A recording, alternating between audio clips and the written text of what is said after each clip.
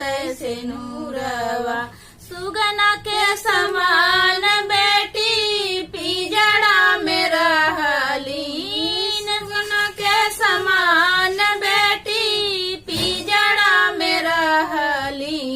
एक से उड़ाई दूसरे पिजड़ा में गईली।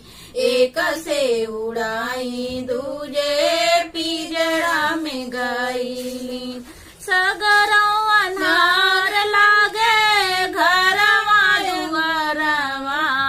सगरौ अनार लागे घरवा दुआरवा। बेटी परदेसी भैली पड़तै से नूरवा।